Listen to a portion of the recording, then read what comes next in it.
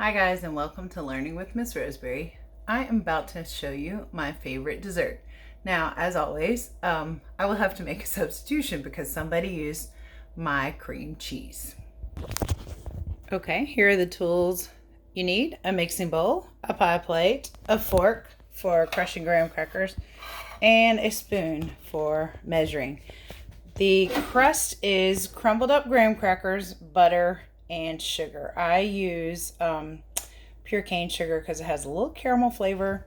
It calls for regular graham crackers, but I have cinnamon. I don't think that's going to mess it up. And then the filling is strawberries, Cool Whip. You can see I like generic, and usually cream cheese. And I use this I don't know how to say it, cream cheese, but somebody used it up, so I'm having to substitute. And two of the substitutes are sour cream and vanilla yogurt, or Greek yogurt. So we're going to try that. I'll let you know how it works when I taste it. And a little bit of sugar. Okay, I put about 5 graham crackers in here, and I started crumbling them up. And as you get them roughly crumbled, you can use your fork to crush them up a little bit more, like so they're very finely crushed.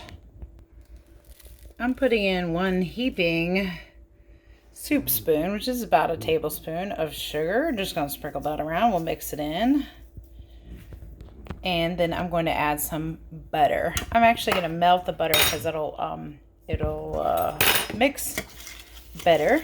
And while I was crushing this, forgot to tell you, we are over here. I set the oven to, well, it's supposed to be 350 because we're just going to toast this pie crust for about, I don't know, 5-10 minutes till it gets golden brown. But of course I have an antique stove, so it's rarely set to 325 because it's a little off, but it's beautiful. It's a beautiful stove, so I kept it. So I'm going to put about a scoop of butter. I don't remember what the recipe calls for, but you can look that up. We're going to call it about a tablespoon. Knock that down in my cute little pitcher. Looks like ice cream. And nuke it in the microwave for, I don't know, maybe 8 seconds. Okay, 8 seconds looks pretty good. So I'll pour that into my mixture. It may still be a little clumpy, but that's okay. Got to work on getting it out of my cute little pitcher. So you mix that butter all around and make sure, I'm just going to make your crust stick together a little bit. And I'm just patting it down. I'm not really going to go up the sides. You can. I probably need to add a little more butter. I might work it up the sides just a little bit. But mostly I'm just making a light little crust. And then I'm going to stick it in the oven, like I said, for about 10 minutes. I will set a timer this time. All right, and here's my dirty oven. We got this in here. And I'm going to set the timer for 10 minutes. While that is doing its thing, I can make the filling, which is so delicious.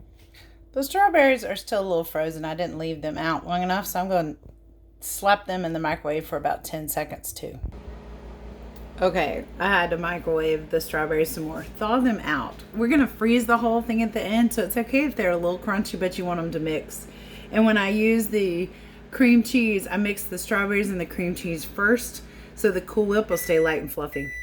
Meanwhile, let me tell you about this toasted coconut vanilla Greek yogurt. It's really good. And since it's sweet and also the strawberries have added sugar, I may not add any sugar because I don't like my desserts to be too sweet, and the Cool Whip is sweet. And I put sugar in the crust, so we don't want to overkill the sugar, do we? Honey, sugar, baby. Are you ready for the fun part?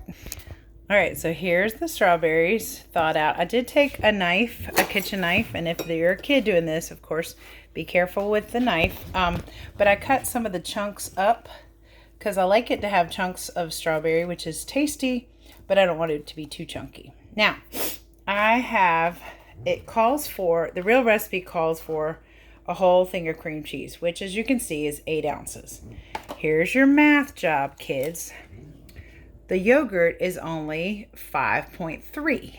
So we need about a little less than 3 ounces more. So that's where the sour cream comes in. And I'm just going to put a couple spoonfuls because you've realized at this point, I'm not big on measuring, but it'll all taste good, I promise. Okay, so now here's the graham cracker crust toasted. Got super toasty over there. And I took it out at about 8 minutes. But like I said, my oven runs a little hot. Good to mention the graham crackers were a bit stale, but that's okay because it's for a pie crust. So I toasted them so they're no longer stale. Here is the strawberry sour cream Greek yogurt concoction. I will tell you, we're about to fold in the whipped topping. I like that to stay fluffy, so I leave it for last. But real quick story. Oh, you can tell I was tasting stuff. Real quick story about why people make substitutions. I come from a long line of southern country cooks.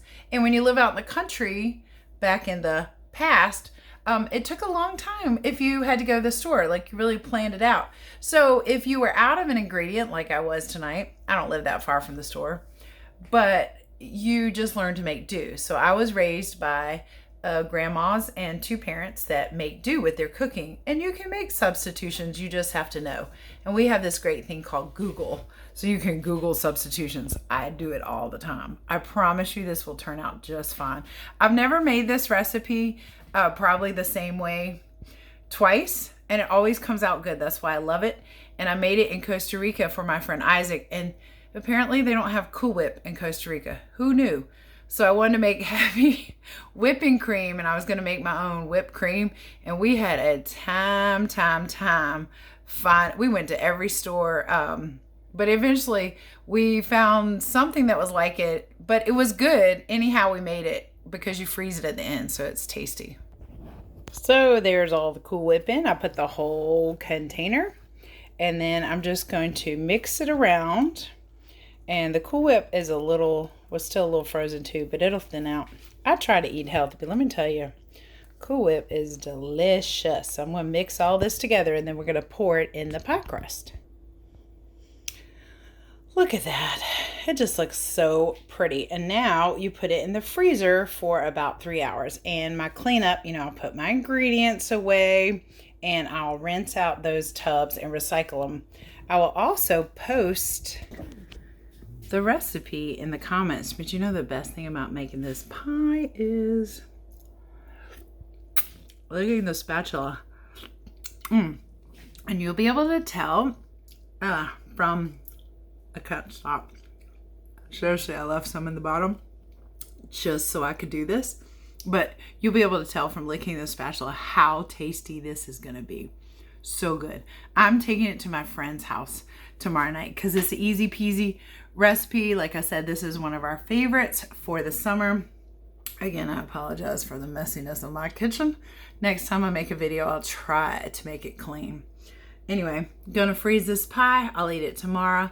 Thank you for learning with me. I will put the recipe in the description, and I hope you make it sometime. You can also change the fruit. If you make it with blackberries, you will want to add the extra sugar. Strawberries don't necessarily need them. Peaches, kind of to taste. Depends on if you use canned peaches or fresh peaches. Fresh peaches, you would need a little extra sugar, but I have made it with different fruits. So good. Any way you slice it. Haha, get it? It's a pie. All right. Thank you guys. See you next time.